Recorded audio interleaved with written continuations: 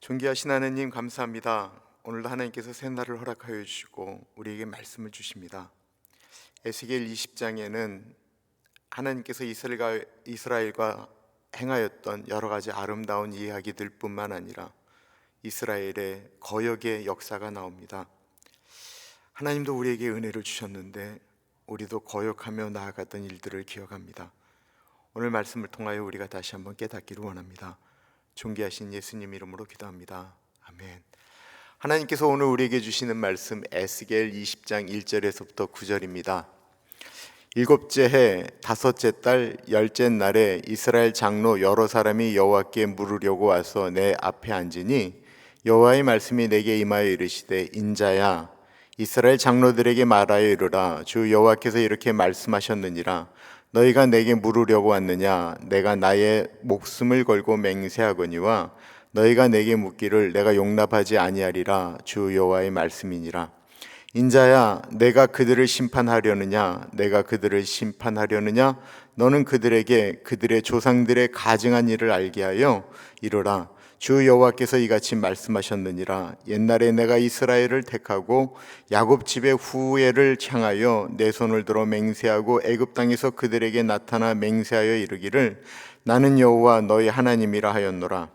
그날에 내가 내 손을 들어 그들에게 맹세하기를 애굽 땅에서 인도하여 내어 그들을 위하여 찾아두었던 땅 곧 젖과 꿀이 흐르는 땅이요 모든 땅 중에 아름다운 곳에 이르게 하리라 하고 또 그들에게 이르기를 너희는 눈을 끄는 바 가증한 것을 각기 버리고 애굽의 우상들로 말미암아 스스로 더럽히지 말라 나는 여호와 너희 하나님이라 하였으나 그들이 내게 반역하여 내 말을 즐겨 듣지 아니하고 그들의 눈을 끄는 바 가증한 것을 각기 버리지 아니하며 애굽의 우상들을 떠나지 아니하므로 내가 말하기를 내가 애굽 땅에서 그들에게 나의 분노를 쏟으며 그들에게 진노를 이루리라 하였노라.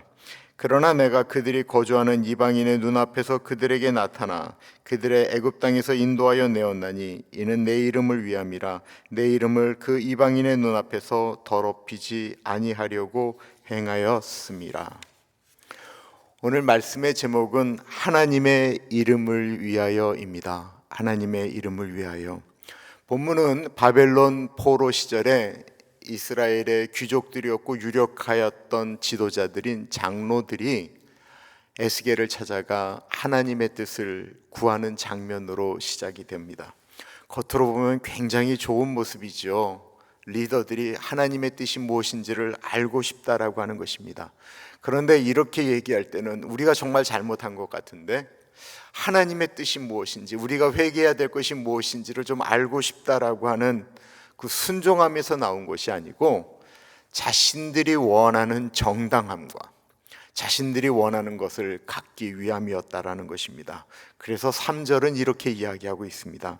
인자야 이스라엘 장로들에게 말하여 이르라 주 여호와께서 이렇게 말씀하셨느니라 너희가 내게 물으려고 왔느냐 내가 나의 목숨을 걸고 맹세하거니와 너희가 내게 묻기를 내가 용납하지 아니하리라 주 여호와의 말씀이니라. 하나님은 그들의 질문에 대답하지 아니하시고 오히려 과거에 있었던 하나님이 이스라엘 백성들에게 행하셨던 것과 또한 이스라엘의 반역에 대한 불순종의 역사를 상기시킵니다. 오늘 우리도 하나님께 기도할 때에 하나님의 뜻을 구하기보다는 우리의 것을 원하면서 마치 청구서를 하나님에게 디밀듯이 그렇게 기도할 때가 얼마나 많이 있습니까? 어쩔 때 하나님은 우리의 기도에 침묵하시죠. 응답하시기 위하여 기다려라고 하는 침묵일 수도 있지만 어떤 것은 우리의 마음의 중심이 잘못되었기 때문에 침묵하십니다.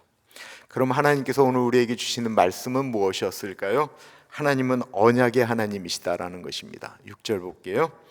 그날에 내가 내 손을 들어 그들에게 맹세하기를 애굽 땅에서 인도하여 내어 그들을 위하여 찾아두었던 땅 곧 젖과 꿀이 흐르는 땅이요 모든 땅 중에 아름다운 곳에 이르게 하리라 하고 하나님은 이스라엘을 애굽에서 구원하시고 가장 아름다운 땅으로 인도하시겠다라고 맹세하셨습니다. 그들이 먼저 하나님을 찾은 것이 아니고요. 하나님이 그들을 찾으신 것입니다. 이것도 우리에게 마찬가지예요. 우리가 하나님에게 왔다고요? 아니요. 늘 하나님이 우리를 찾아오셨습니다. 우리가 신앙생활을 여기까지 한 것, 우리가 하나님을 찾은 것이 아니고요, 하나님이 우리를 찾아오신 것입니다. 인카네이션, 하나님이 우리와 함께 하시기 위하여 이 땅에 오셨습니다. 우리는 하나님의 언약의 백성입니다. 그런데 사람들은 늘 불순종합니다. 7절과 8절이 그 이야기인데요, 이스라엘은 다시 우상을 섬기기 시작했다라는 것입니다. 그들이 내게 반역하여 내 말을 즐겨 듣지 아니하고 그들의 눈을 끄는 바 가증한 것을 각기 버리지 아니하며 애굽의 우상들을 떠나지 아니하므로 내가 말하기를 내가 애굽 땅에서 그들에게 나의 분노를 쏟으며 그들에게 진노를 이루리라 하였노라.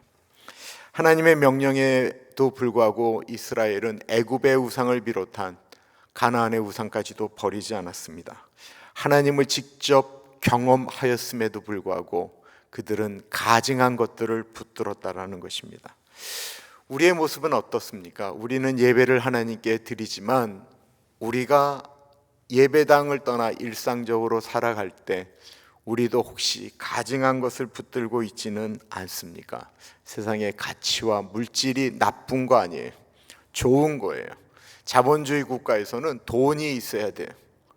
그러나 돈을 붙잡기 위해서 하나님을 버리는 행동, 이스라엘이 그랬거든요. 그들은 똑같이 예배드리고 다 하면서도 뒤편에서 우상을 움켜쥐었다라는 것입니다. 그렇게 하면 하나님 앞에 버림받습니다. 그럼에도 불구하고 하나님이 이스라엘을 완전히 멸하지 않으셨습니다. 이유가 무엇일까요? 그들이 이뻐서요? 그들이 괜찮아서요? 아니요. 하나님의 이름 때문이다라고 말씀하고 있습니다. 9절이에요.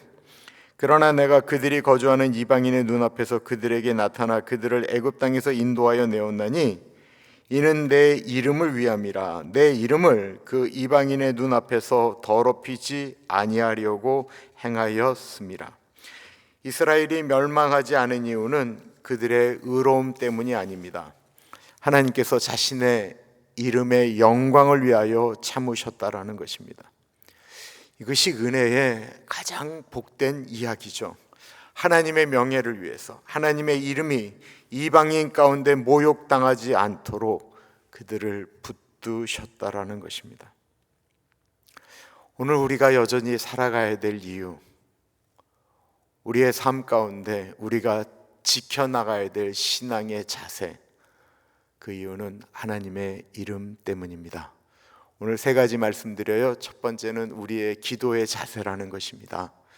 우리가 하나님의 뜻이 무엇인지를 늘 간구하면서 오늘 하루를 살았으면 좋겠습니다. 두 번째, 우리가 하나님을 가장 우선으로 섬긴다라고 하면서도 혹이나 하나님 위에 있는 우상 숭배가 있다고 한다면 그것을 내려놓아야 합니다. 세 번째, 하나님의 이름을 위하여 내가 어떻게 하는 것이 하나님의 이름에 합당한 백성으로서 살아가는 것인가 고민하는 것입니다. 오늘 하루 우리가 하나님의 이름을 붙들고 하나님 때문에 살아가는, 그래서 하나님의 이름이 우리를 통하여 영광 받기를 간절히 기도하며 살아가는 복된 하루가 되어지기를 간절히 축원합니다. 기도하겠습니다. 참으로 존귀하신 하나님, 오늘 말씀을 통해 우리의 마음을 비추어 주셔서 감사합니다. 이스라엘 장로들처럼 우리도 하나님을 찾는다라고 하면서 실상은 내 뜻을 이루고자 했던 모습이 있었음을 고백합니다.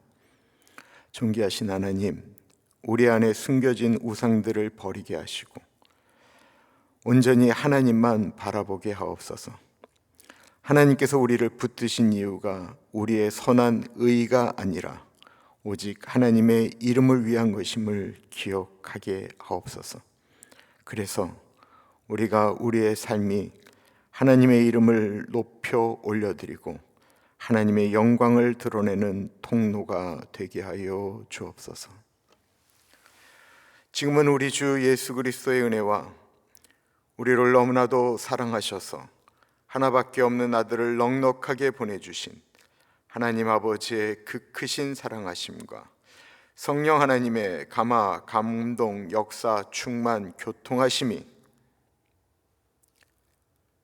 하나님의 이름을 높여드리기 위하여 오늘도 최선을 다하겠습니다 고백하는 사랑하는 주의 백성들 머리 위에 지금으로부터 영원토록 함께 하시길 간절히 축원하옵나이다. 아멘.